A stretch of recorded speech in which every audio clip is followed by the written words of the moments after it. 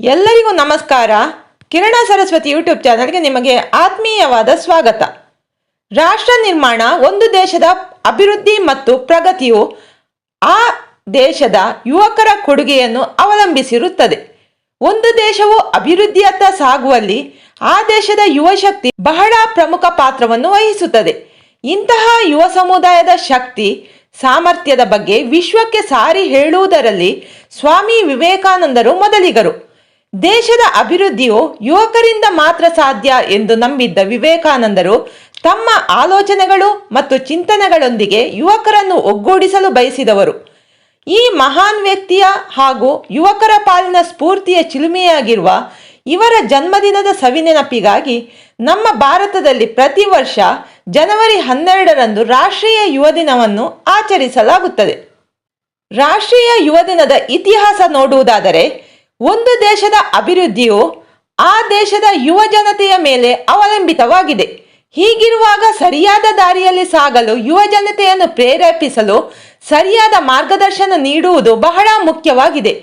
ಈ ಉದ್ದೇಶದಿಂದ ಭಾರತ ಸರ್ಕಾರವು 1984ರಲ್ಲಿ ಸ್ವಾಮಿ ವಿವೇಕಾನಂದರ ಜನ್ಮದಿನವನ್ನು ರಾಷ್ಟ್ರೀಯ ಯುವ ದಿನವನ್ನಾಗಿ ಆಚರಿಸಲು ನಿರ್ಧರಿಸಿತು.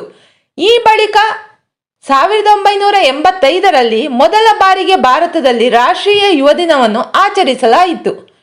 ಅಂದಿನಿಂದ ಪ್ರತಿ ವರ್ಷ ಸ್ವಾಮಿ ವಿವೇಕಾನಂದರ ಜನ್ಮದಿನವಾದ ಜನವರಿ 12ರಂದು ರಾಷ್ಟ್ರೀಯ ಯುವ ದಿನವನ್ನು ಆಚರಿಸುತ್ತಾ ಬರಲಾಗುತ್ತಿದೆ. ಸ್ವಾಮಿ ವಿವೇಕಾನಂದರ ಜನ್ಮ ಜಯಂತಿಯಂದೇ ಏಕೆ ರಾಷ್ಟ್ರೀಯ ಯುವ ದಿನವನ್ನು ಆಚರಿಸಲಾಗುತ್ತದೆ ಎಂದು ಗೊತ್ತಾ? ಸ್ವಾಮಿ ವಿವೇಕಾನಂದರ ತತ್ವಗಳು ಮತ್ತು ಅವರ ಬದುಕಿನ ಹಾದಿ ಆದರ್ಶಗಳು ನಮಗೆಲ್ಲರಿಗೂ ಸ್ಫೂರ್ತಿ.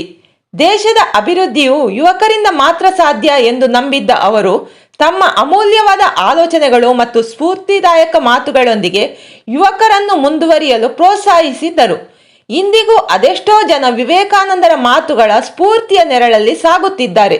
ಹೀಗೆ ದೇಶದ ಯುವಕರಿಗೆ ಸ್ವಾಮಿ ವಿವೇಕಾನಂದರು ತತ್ವಾದರ್ಶಗಳನ್ನು ತಿಳಿಸುವ ಮೂಲಕ ಸರಿಯಾದ ದಾರಿಯಲ್ಲಿ ಸಾಗುವಂತೆ ದಾರಿ ತೋರಿಸುವ ಉದ್ದೇಶದಿಂದ ಈ ಮಹಾನ್ ವ್ಯಕ್ತಿಯ ಜನ್ಮದಿನದಂದೇ ರಾಷ್ಟ್ರೀಯ ಯುವ ದಿನವನ್ನು ಆಚರಿಸಲಾಗುತ್ತದೆ.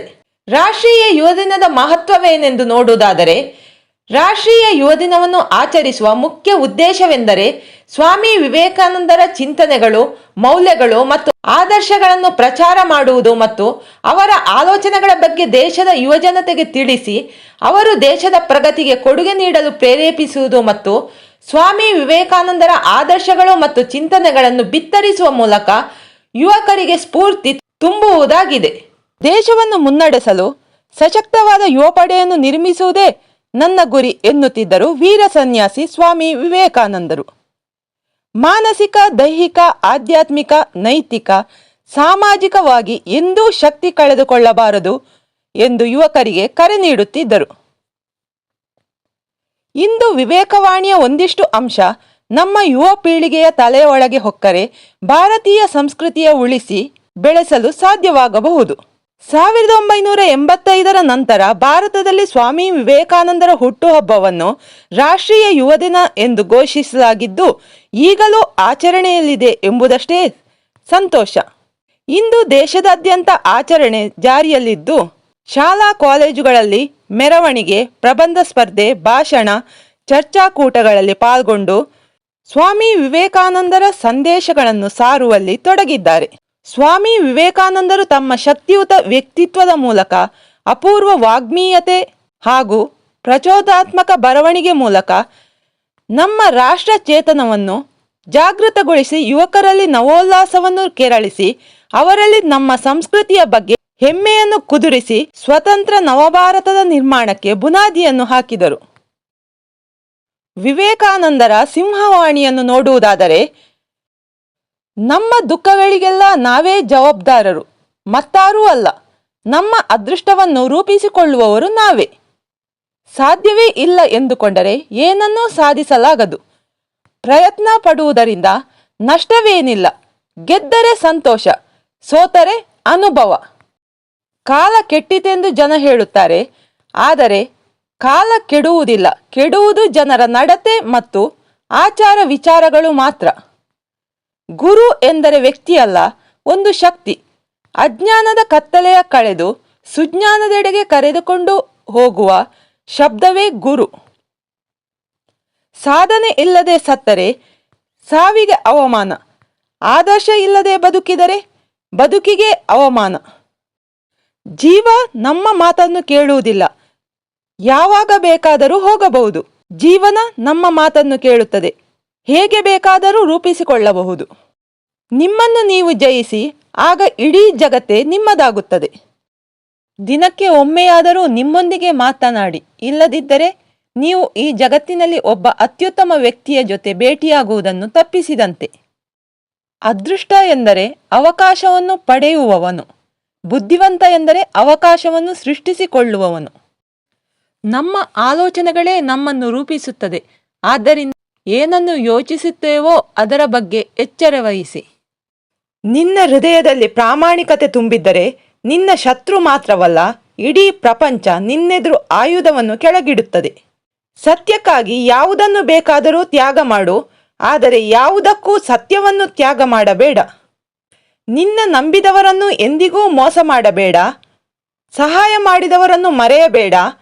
ಮನೆ ಬಾಗಿಲಿಗೆ ಬಂದವರನ್ನು ಅವಮಾನ ಮಾಡಬೇಡ. ನಿಂತ ನೀರಿನಲ್ಲಿ ಕ್ರಿಮಿ ಹುಟ್ಟುತ್ತವೆ.